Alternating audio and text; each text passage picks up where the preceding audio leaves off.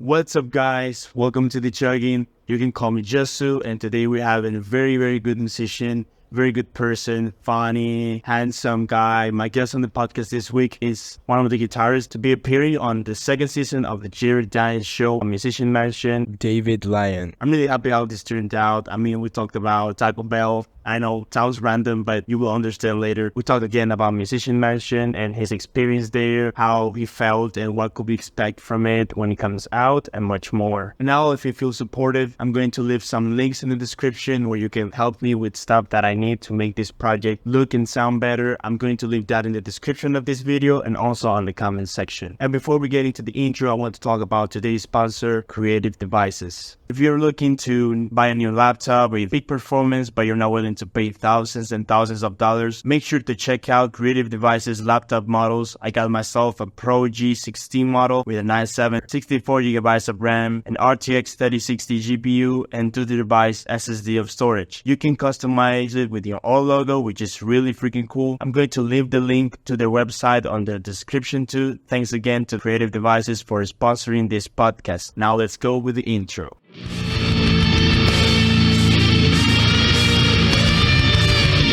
Yeah, like we didn't plan it out, right? Like it was just like a natural thing. This happens, bro. I mean, once you go deep V, you can't go back. Right? Yeah, that's what's up, man. Oh, God. So, yeah, man, how are you doing? By the way, I never asked you, but where are you from? I'm from California, Southern California, actually. But I live in Utah. Moved here about 10 years ago. So, Oh, damn. yeah, it's been a minute for sure since I've been here. Yeah, for sure. Yeah, I mean, you got 10 years of there. Like, that's got to be. So what are you currently like doing right now? Yeah. So right now I have a full-time job. I'm tech sales manager. So that's kind of one reason why I moved to Utah was to kind of find a better life and just get a real big boy job, right? Yeah. So that's kind of what I did. And you know, as for me, I knew that, you know, music is so expensive. It's so expensive. It is. Even though, you know, the CEO of Spotify says it's not. It's, you know, free. Anyways, it's really expensive. And so I knew that I had to get a career in order to kind of float my music career and kind of just float that hobby because I was drowning. So I took the leap, moved to Utah, and then it just kind of started to work out, you know. I was then able to fund my albums, pay for a lot more stuff. Got apartment, then moved to a big boy house. Yeah. Great. You know, I got kids, I got chickens now. I mean, come on, man. Like, doesn't get any better than that. You look young, though. Oh, I don't. Thank you.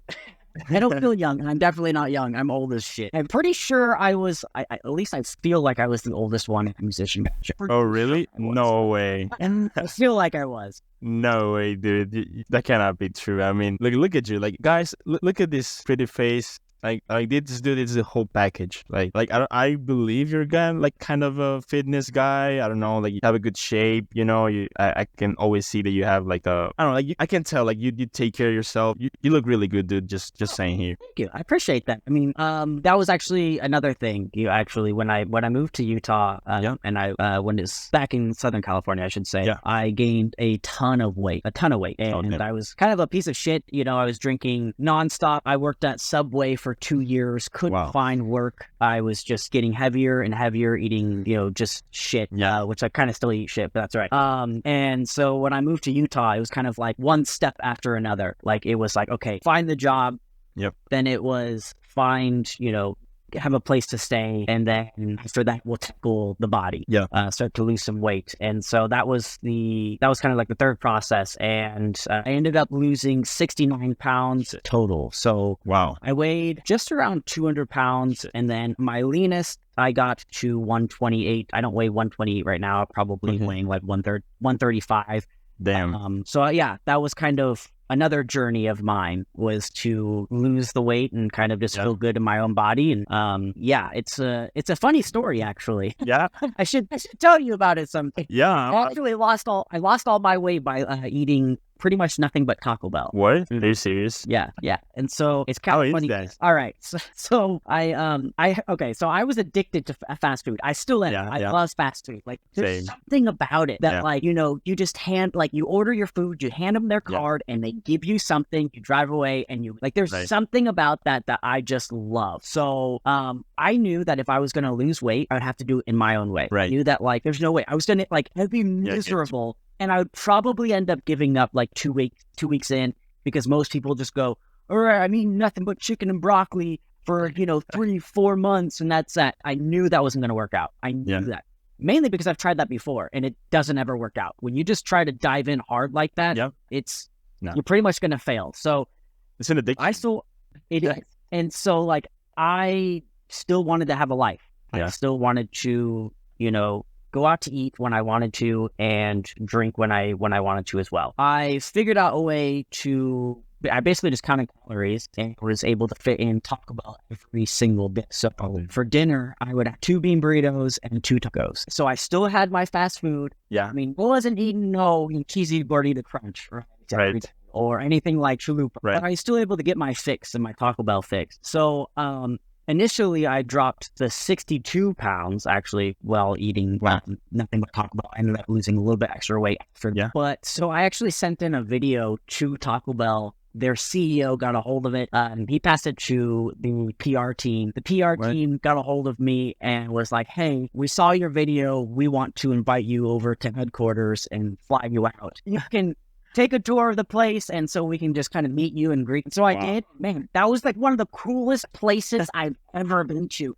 There was not one employee there that like had a frown on their face. Like everybody was smiling. Everybody was like, just seemed like they were stoked to be there. And they had 2 Taco Bell's like restaurants inside the headquarters. And then I got to meet one of the main chefs actually for Taco Bell, who kind of comes up with a lot of their new stuff. And she said, I'll make you whatever you want. Anything that is off the menu, like anything that like we've previously had and anything. We have all the ingredients. Let's go. And so I crushed like 5 chili cheese burritos that day. And because they don't make chili cheese burritos anymore, and that's my favorite menu. They took that, I think that they took that away probably early like 2000s or something like that. So that's what I asked for, and bro, it was the best thing ever. It was great. I walked away with some swag and some gift cards. Yeah. Check this out though. Taco Bell did me fucking dirty, right? Yeah. So this is the funniest part though of the whole story. So they give me this shirt, they give me this hat, they give me 5 gift cards, and I'm like, bro, 5 gift cards, like these things are fucking loaded. You know these things are loaded. And so I, on my way home, I called my wife. I was like, hey, like I just got they just hooked it up. They hooked a brother up. And so Taco Bell is on me. Let's fucking go. So she orders food. Her and her sister order food, and they order like $20 worth of food. Oh my. And I'm like, no problem. I got fucking 5 gift cards. There's probably at least like $100 on each. So I go order the food, and I, you know, they're like, hey, it's $20. So I give them the first gift card. I'm like, I was just at headquarters. They gave me these, and they're like, okay. So they go and they swipe it, and they're like, okay, that will be $15. And I'm like, okay, well, try this one. Here you go. Here you go. This is gonna be it. $10, please. You're gonna be fucking kidding me. I'm like, oh my. They had $5 on it. They gave me $25. I'm like, bro, I'm 62 pounds. You gotta give me $25. Get the fuck out. I'm just joking, but that really happened. But it was awesome. It was an awesome experience and really cool. So that's how I lost all my weight. And pretty much since then, I just go to the gym. Still eating a calorie deficit and just try to, you know, maintain what I'm at. Dude, what a crazy story. I would never thought about that. Like, you know, just made that question right at the bat because I just know that you're looking great, dude, and I know you take care. So, dude, I appreciate that. Dude, I'm so jealous you get to do that because I didn't tell you, but like that's my favorite food. Like I love tacos. Like that's my shit. I still have probably like homemade tacos. Yeah, twice a week. Like that's my main. That's the best thing, man. I love tacos. There's nothing like a good taco, man. Like yeah, seriously. So it can be done. It can be done. You just gotta, you know, make sure you're in a caloric deficit. Then that's it. Then you can eat whatever the hell you want, really. Yeah. I mean, people have lost weight eating nothing but ice cream. Yeah. They can do it. Anyway. That's smart. That's smart, dude, actually. I would never thought about that. So, wow. I just wanted to ask you, like, so getting into that fitness, right, like talk, like, what is your routine? Like, do you have anything that we could say, like, impact you, like your performance, maybe as a guitarist? Like, have you noticed any difference? As a guitarist, no. I wish, right? I wish. Superpowers, like, get, like, oh man, ready. I was hoping that my hands would get all buff and shit. No, you're right. No, I wish. I mean, I'm into like calisthenic stuff. That's what I really enjoy. Okay. But like nothing that improves the guitar, unfortunately. That's kind of like my my go-to. I mean, I have my push and pull days. I like to do a lot of pull-ups. Like that's like my thing. I'm all about it. That's kind of the routine. Push, pull. Yeah. Bunch of pull-ups, bunch of calisthenic stuff. But yeah, nothing that's improved the guitar, unfortunately. I think my guitar is probably, my guitar playing has probably just gone down a little bit instead. Now I'm devoting more time to gym, and so less time for guitar. It's just, that's how it goes, life is, it's all about balance. Yeah. Yeah, that's right, man. Dude, but yeah, I mean, like, I would love to get, more in shape, because when I was in high school, I was like, like more shred. So yeah, I would love to get back into it. And you can do it. You can do it by eating your favorite fucking food. That's what I tell everybody. Like, anybody who wants to lose weight, I go, tell me what your favorite food is. Let's fucking work that into your calories. Because if you're gonna try to give up your favorite food, it's probably not gonna last. So that's what I tell everybody. Don't go too hard. Like, let's just cut out a little couple hundred calories at first, and then we'll go from there. Yeah, that's smart, man. Yeah, dude. So getting into guitars now, we're talking about this because this is one of the things that I'm like most interested to talk about, because whenever I think about David Lyon, like I've never told you, but I've seen your videos like way long before. Like I remember like watching your videos, like, I don't know, maybe 2016 or 17. I'm not sure. Holy hell. Yeah, like your early years, like whenever I think about, actually you're the first guy that I know like plays like 9-string. I know Animus' leaders and all things, but like you're the first guy that whenever I come to my mind, like 9-string guitars, I would think like, oh, that blonde guy with glasses and shred as fuck. No, I appreciate that. I had no idea. That's awesome, dude. Thank you so much. Yeah. So, dude, I know you've been playing like Legator, is it called? Legator. Yeah. Dude, I've always wondered like how do they feel? Like how are they? I've never touched any of those guitars. I've always seen it online. They are amazing.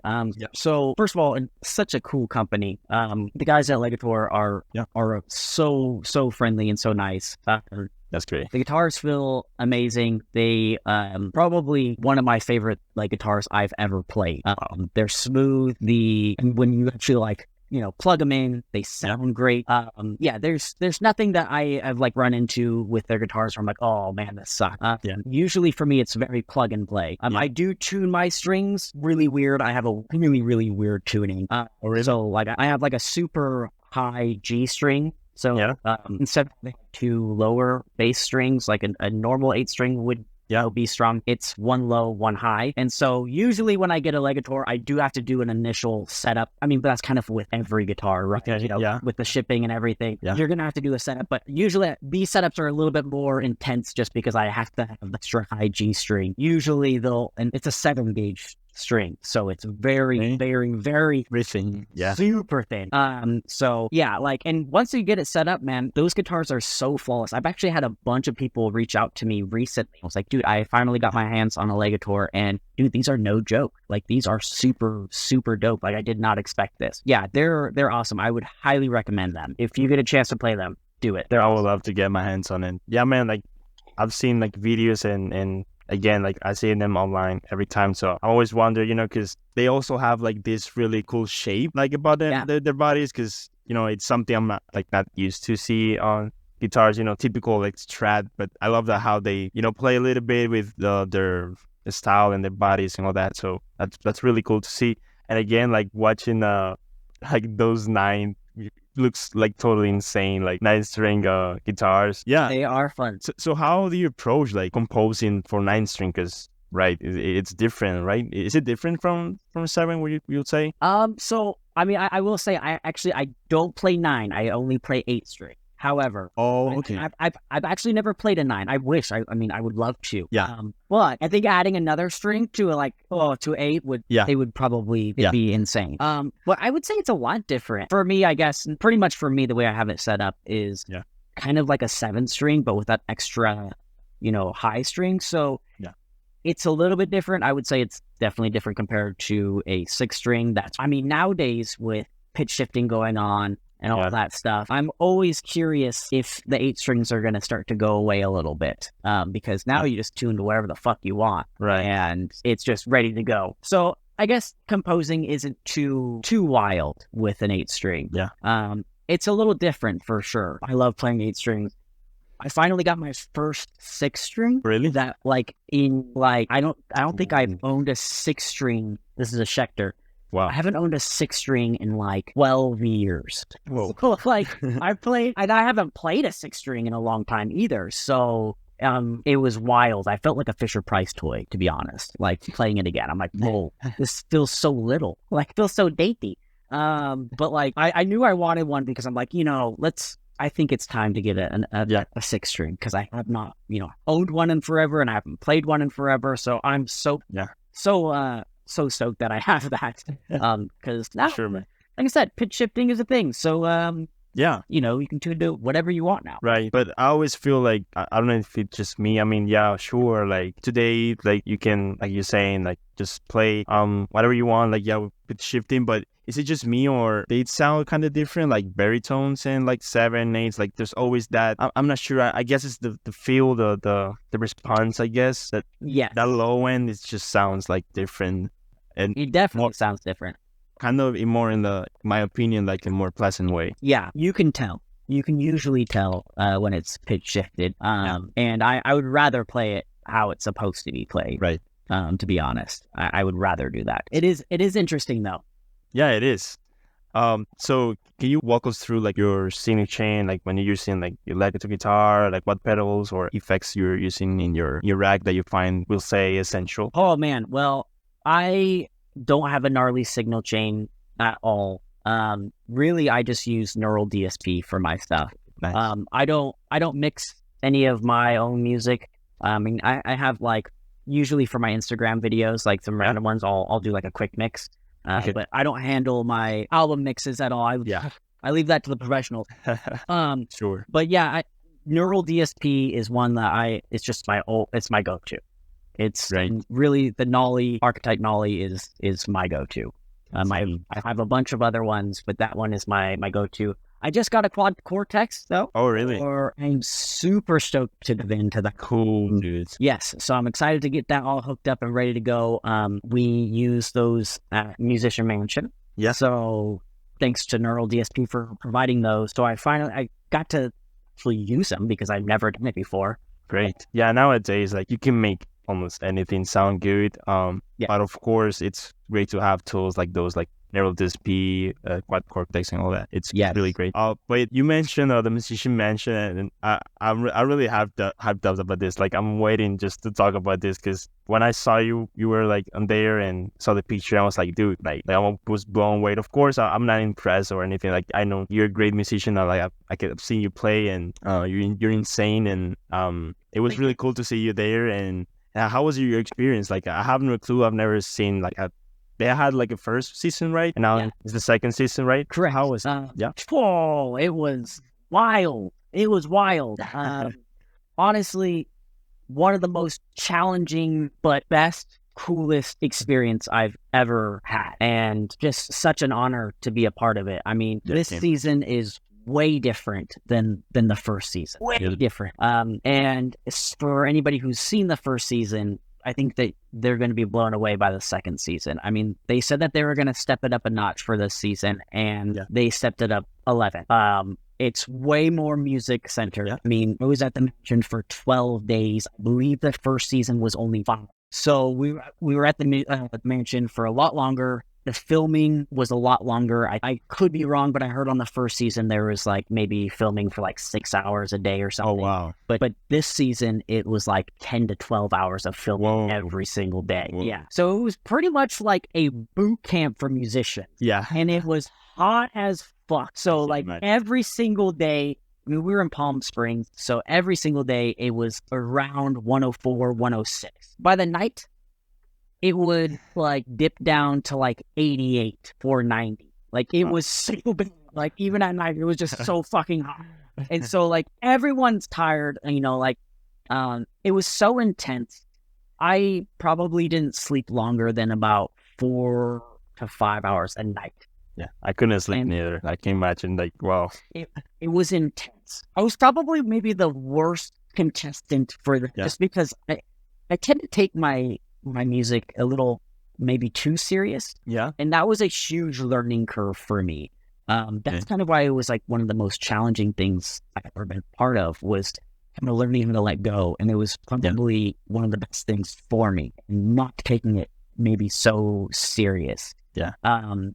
So like I would stay up really late trying to work on music. I'd wake up at 8:30 in the morning, or I'd probably wake up around like 7:30, take a shower, and then, you know, try to get going by like 8:30 or 9 to keep on writing more music. So I probably took it a little too serious.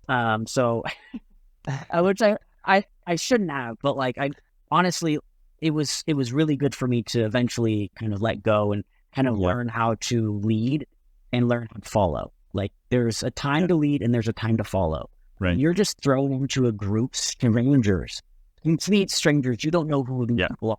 You're going to be spending, you know, 12 days together, pretty much writing music. You kind of have to leave the ego at the door. Right. And for anybody who is involved in the next season, if there is a next season, it's like one thing that the one advice I would give is you have to leave the ego at the door. It is about the band. It's not about you. It's not about showing off your talents and what you can do. It's about doing things for the band and what's best for the music. And you're going to find out real quick that it's not about you. And you're just going to have to do what's right for the band. Because there's many other egos. You know, there's 4 other egos that you have to work with. And so it was very, very challenging. But at the end of the day, it was literally one of the best experiences I've ever had in my life. It was so awesome. So cool. Hopefully I'll be back. Yeah, man. That's great to hear, man. Yeah, when I saw that, I was like, damn, I have to watch this, right? Because I remember I saw also like, was it there Nick Nocturnal and like the girl he plays with, like I believe his girlfriend or Paula. Yep. Yeah, that was cool, both of them are awesome. They're very, very, very nice. I think I spoke to Nick the most at the end because I was like, like at the end, like the very, very last day, because I was like starstruck the entire time. You know, I was so nervous around. Nick Nocturnal. You know, like a lot of those people there, like I've known about. And so that was kind of like my first day there. I had so much anxiety. I was so nervous.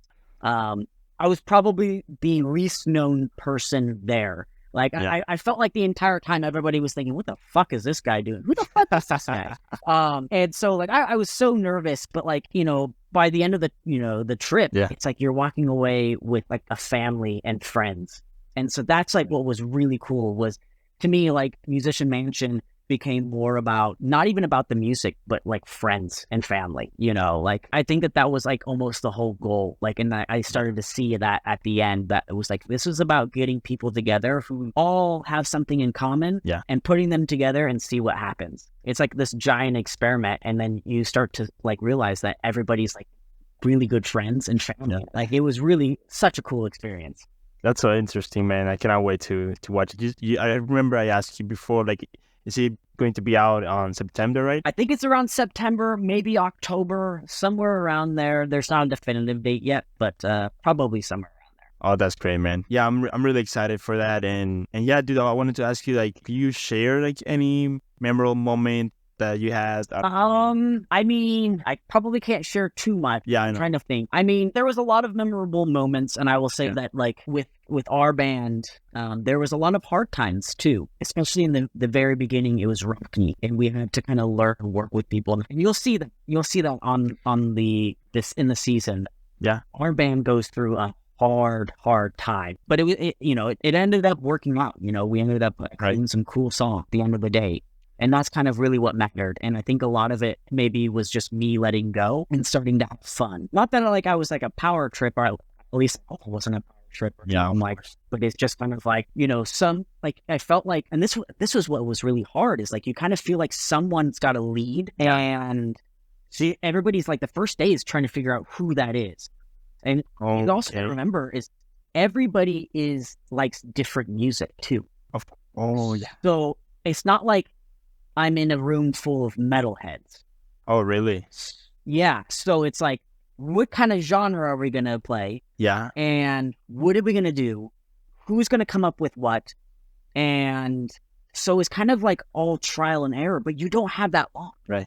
You don't have that long. So it's kind of like, okay, well, someone's got to lead the way. And so you start to kind of look around the room. It's like, okay, who is the leader? And it's kind of like, okay, well, I'm just going to start riffing and let's just see what happens. Yeah. And then the hard part is that since you don't really have that long, I feel like they're going to paint a picture, and I could be wrong. The show might paint this picture like you have 24 hours to write a song. Yeah. Which technically you kind of do. Yeah. But you don't, because you got to sleep. Right. You got to eat. And noise is kind of done by 10 o'clock at night because there is, a curfew.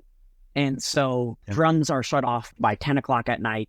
And so you really don't have that long. Like, I think in total writing hours and performing, you probably have around 8 to 10. So once you start on a riff and you're like, okay, let's just start riffing around. And once you kind of start jamming, that's kind of it. You're like, okay, well, we're vibing this. Okay, cool. And then you keep going. You don't have enough time to go, you know what? Let's actually scrap what we did. Like, once you start creating, you just got to go. You just got to go with it. And so you don't really have a ton of time to rethink your idea. So it's like you look around the room, you're trying to figure out who's riffing, what's going on. We're all trying to jam.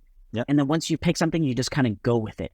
So it's like you're trying to find who is also the leader and stuff. Yep. And then, since I'm like, our first song, I think, was like mainly just like, I'm just riffing. And so I'm just start going along with it. And then I feel like it was kind of, okay, am I the leader type thing when it comes to writing? But by the second day, you're like, that's not how it is. Like, you're not the leader. Now it's like, now this person can take control, and now this person can take control. You kind of have to learn how to lead and learn how to follow. Like, that's what it's all about. Yeah. And that's what I mean. Like, you got to check that ego at the door. And if you don't, you're going to lose. And so I think it's really, really, really good for me, all musicians, to go through this. Great. And so, like, I think that as far as memorable moments, I think that was kind of just one, was like just the hard times that we went through. Yeah. And the valuable lesson, learning to lead and learning to follow. It was just such a valuable lesson to learn. Yeah. So I'm glad I threw it. That's super interesting, man. Wow. Yeah, I would love to get an experience like that, because like, I've never been in a band, so I know how important it's, right? It's like to work with other people and, like you're saying, like, know your roles and know how to write, like, know who's in charge in the moment, who's the leader. Like, I would love to check it out and they're related. So no, and it's interesting. That is interesting, because like, you're also just thrown into a room with strangers, so you don't know who anybody's role is, and you don't want to assume that you have a certain role either.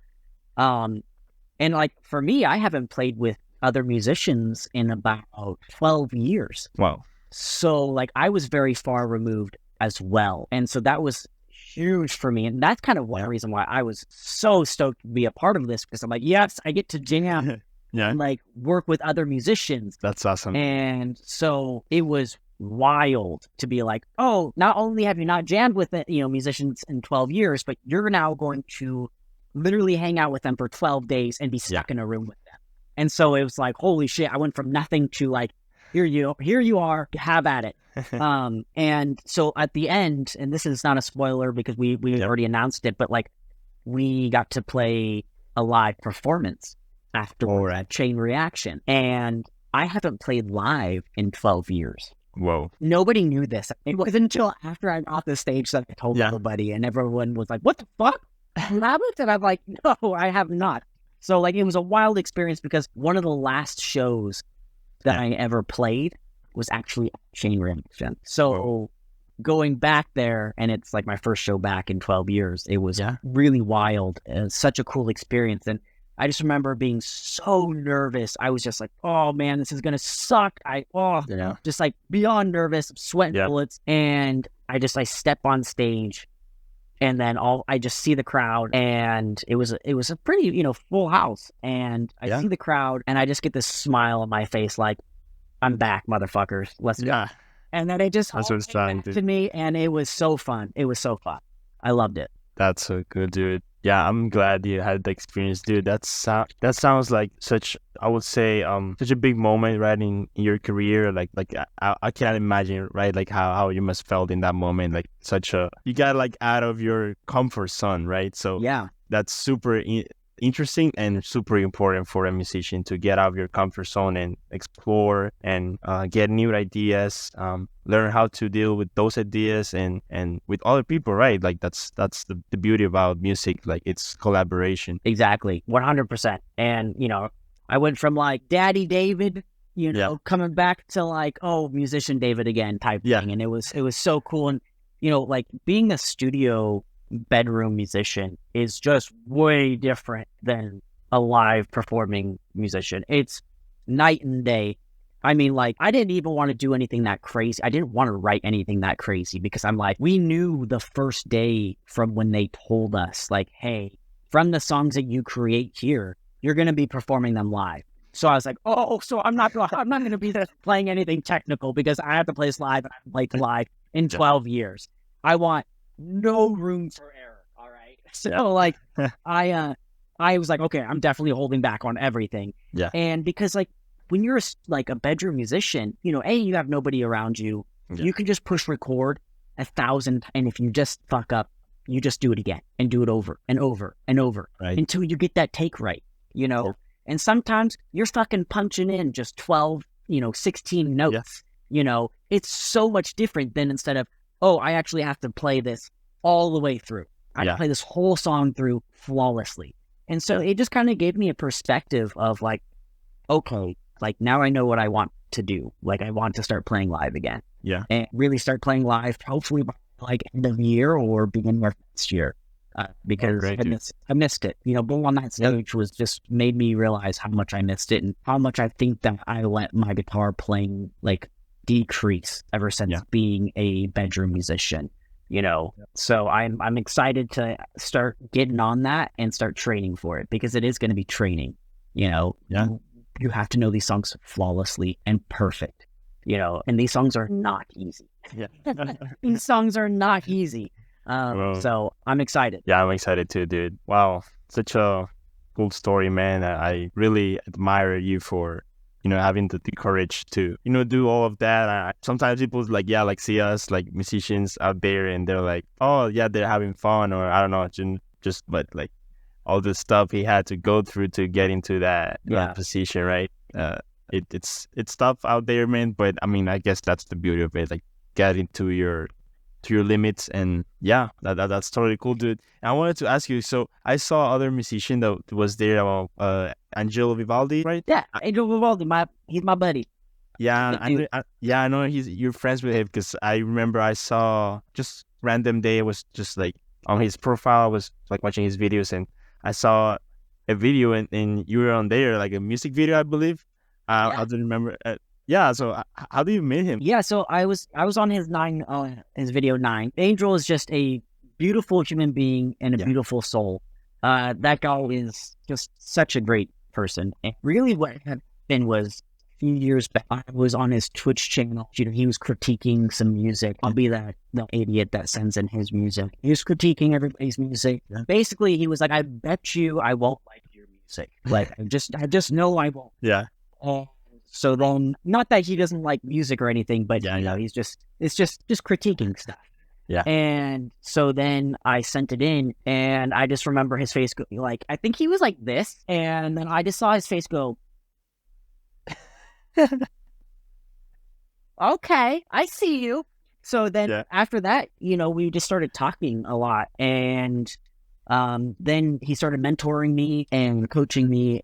He's just been an amazing friend. And just a great person to be around. Yeah. I owe him. He flew me out to be on his video for 9 in New York. And that was a cool, fun video to be a part of. And I met so many amazing musicians there. I'm actually now working with his bass player. Yeah. And then his videographer actually ended up doing my video Hyenas. Oh yeah. So we met just great people there. Yeah. So then we flew out to New York to do Hyenas. Yeah. So that's how that kind of came to be. But yeah, Angel's just top-notch human being. Can't get better than him. He's amazing. Yeah, dude, for sure. I mean, I believe, were you dancing on the video or something like that? Yes. Yeah. Hyenas, that was me dancing. Yes. That is a ridiculous video.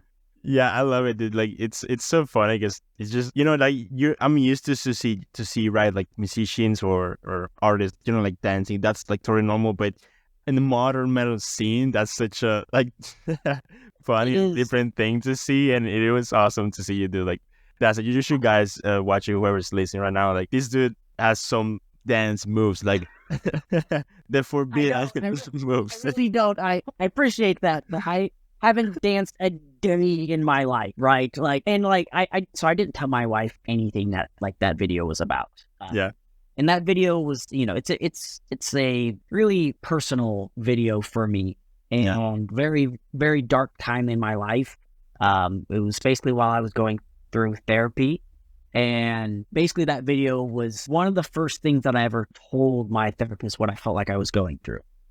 And so didn't tell my wife really anything that I was working on as far as what the video was going to be. Yeah. I didn't know. And so I would come down to my basement every night for like a month trying to figure out these stupid dance moves and try to, choreograph this dumbass song. And I was so fucking worried the entire time that she was going to walk in on me while I was like dancing and be like, God damn it, it was bad. Yeah, I'm glad she didn't walk in on me, because that would have been awful. That would have been embarrassing. Probably would have been less embarrassing for her to walk in on me looking at porn. I would have rather have had them. Damn. So she never did, thank God. So then when I made the video, it was a complete surprise to her. Yeah, it was fun. But definitely don't have dance moves. It's white boy dance moves that dude hasn't danced ever in a day in his life and only practiced for like a month. So it's so funny. I just want all people. I'm gonna send that video to everyone, like just going through a rough time, and just like look at this 8-string guitar player dancing. God. Oh God, man. Yeah, it was super fun. By the way, great song, man. I thank you. I listened to Hyenas and The Hunt. Those are my favorite two songs. Like great riffs, dude. And yeah, like super dope songs. I hope to see more stuff from you in this year, maybe. I appreciate that, and you will. You definitely will. Oh, great, dude. I'll have my next album will drop probably within the next month and a half. So, oh wow, which will have The Hunt and Hyenas and the other singles that I put out as well. Yes. That will be included on that. So that'll be happening pretty soon. But yeah, thank you for the kind words. Great to hear that, man. Wow. Yeah, I'm really excited to listen to that album. And so you have, of course, you have a name for it. Can you give us a hint at least? Well, it has to do with a lion. No, I'll drop it here. This is actually the first time that I'll be announcing it. The album will be called Lioness. So it'll be a fun one. It's an album that's very, very dear to me. It came out I wrote it at some of the happiest and darkest times of my life, but it means a lot to me, more than it will to anybody else. But, music and art is not about anybody else. It's about the artist and, that's right. What they're going through and what they're feeling. So, if people don't like it, that is quite all right, because it was all for me. I needed to put this out. It's been a long time too, because I think I've been sitting on this album for about a year now. Yeah. Maybe even longer. So it's been a long time coming. The mix has probably been maybe a year as well. Damn. So yeah, it is time. It is time to just release it. It's one of those things. As a musician, you don't never know whether you'll be self-conscious about what you're putting out. But at the end of the day, it's like you wrote this, and it's better to put it out than to keep it on your computer. Whether you're self-conscious or not, you just got to do it. Yeah, you just got to do it. So I feel you, man. I feel you, man. Yeah, I'm glad that's happened, because dude, I feel you have old drive with old songs, and I mean, I say old songs. You see, like how we think about it. Like it's old songs. Then they're not even out. Yeah. Yep. They can't stay on your computer though. They can't. It does nobody any good. That's the thing. It does nobody any good. No. And the worst thing that's going to happen is that people don't listen to it. And guess what? That's okay. At least it's into the world. Yeah. For availability. Yeah. And that's what matters.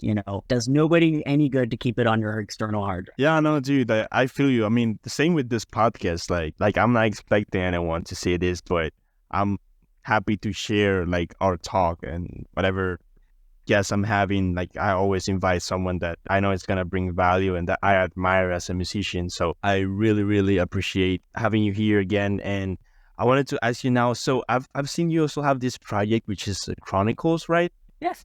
So can you talk to me more about it? Because I've seen you've done something there. I saw the violinist, or like I saw a girl playing with you. Yeah, and so Chronicles is actually like my baby. So this is kind of what happened is I created Chronicles back in 2017, which is basically just me in my bedroom hiring other musicians to complete like my vision. So a singer, Travis Orban on drums. Oh, the singer was Wesley Bam McClellan from The Hero. Oh, damn. Bass. So basically, it was like this vision. I wanted to see it done. So that was kind of like my baby, and like it's like really what I wanted to do. Yeah.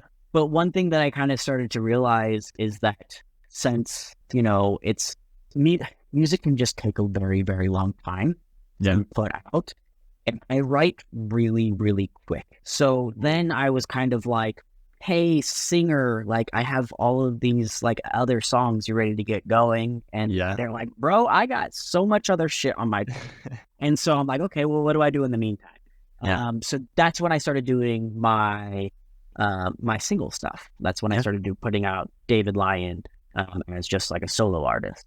And that was just kind of my way to get my other ideas across, stuff that didn't really make it onto Chronicles albums. So Chronicles will be releasing a single this year as well, with a brand new vocalist. Whoa! And yeah, it'll be a fun one. It'll be probably least expected as far as the sound goes. Okay, it's not that technical. It's actually pretty like metalcore-y. Very simple. Yeah. But then the album will come out later next year, and it's going to be completely different. It'll be more like Chronicles. So, yeah. And as far as violinist, cellist, I worked with a cellist. She's not a part of Chronicles, but her name is Tina Guo. Yeah. Amazing cellist. She's Hans Zimmer's cellist, and she's also just a metal cellist who is amazing. She's on all of your favorite movies that you've watched. She is the best there is. That was a cool opportunity to collab with her. I got to meet her and hang out with her and do a little video with her. She's not on Chronicles. I wish she was. Because we all know that it could use it. But yes, she is awesome. That's true. We talked about doing another collab soon, so hopefully that will happen because she's awesome. And I'll see her in September when I go see Hans Zimmer live because that is going to be awesome. Oh man, can't wait, dude! I will love to. If you record something, like send it to me because dude, I love Hans Zimmer so much. Dude, he's my fave. He's my fave for sure. Dude. It's where I get most of my inspiration from. Oh yeah, I almost forgot. Yeah, dude, like you have so much inspiration and like from classical music or orchestration and all of that. So, a lot of it. Yeah, could you talk to me more about it? Because I'm really interested in that. Yeah. So I listen to mainly movie scores. I don't really listen to a lot of metal. I kind of stopped listening to metal 2017. Okay. Not for any particular reason. Yeah. It's just to kind of get my influence from different area. Of course. So I mainly listen to, movie composers. John Williams, James Newton, Holcomb. From an early age, I actually loved playing like the keyboard and like kind of with like the orchestral like string stuff on the keyboard, and I just never stopped really. And so like there was a time in my life where I did play like pop punk. When I was in a pop punk band, that was like the only time really that I didn't play like orchestral stuff. And so after that band, I went like and did like some more proggy stuff, and the orchestra was there. So like from an early age, there's something, I just love the cinematic kind of elements. And the only band that was really doing that at the time for me, besides like, Dream Theater, was Protest the Hero. And because I'm in Fortress, they had those orchestral elements. I mean, they weren't like super up front, but like they were there and it was noticeable, and that like changed my life. And I was like, oh my God, like this is awesome. Like what if you did a full album, with like more just like orchestra as like kind of like the forefront, and then almost like guitars in the background, and sure have some like solo-y shreddy stuff. But like for me, like when I write my songs, I usually will start with the orchestra and then I'll pick up the guitar. That's so usually cool, don't start with the riffs, and sometimes they will. Like I will if I'm just like noodling around and I stumble across something awesome, then sure I'll start the song with a riff, or I'll lead the next part with a riff. But usually it is all orchestral driven. And it's just kind of a nerdy thing that I love. Don't know where it came from because I'm not a huge like movie fan where I'm like watching movies all the time. So I don't know necessarily where it came from, other than I just think that when it comes to, classical and like movie scores and even like trailer scores, is that like there's an emotion that you get with it that I wasn't getting from metal. And like this is kind of weird, but like with like metal, there was never really a song that made me sad, or like halfway through the song it just like totally drops out and now we're like in completely different emotion. Like metal never really did that for me. And so I think that that's kind of what I liked, is that it just could get different emotions out of me than metal could, Not that like metal is only like about like, knocking people's teeth in and kicking people and beating the shit out of. But not at all. Like when I listen to metal, it doesn't do that for me at all. And it doesn't even make me angry or anything.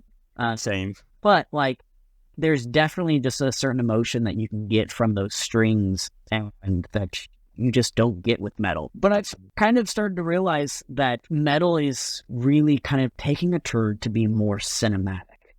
We're doing a lot of more soundscape, sound design, cinematic, synths, and all this stuff. We're getting there. But like, it's like one reason why, like for me in my music, which it's not everybody's cup of tea really, but like I will do a lot of stop and goes in my songs. Because I feel like it needs to breathe. Kind of like really what, if you listen to most film scores, they're not just constantly going the entire song. They have these breaks where like the whole song will drop out, and then, like maybe like 5 seconds later, there is a double bass that kind of comes in really slow, and it's like very quiet. There's a lot more dynamics. Like a roller coaster. And you just don't get them with typical metal. And so most people probably don't like that I do these stop and goes, but it's mainly just because of my influences that do that, where it's like you're going at full speed and then we're just going to drop out and do something kind of more, subtle and chill, and then kind of raise it back up again.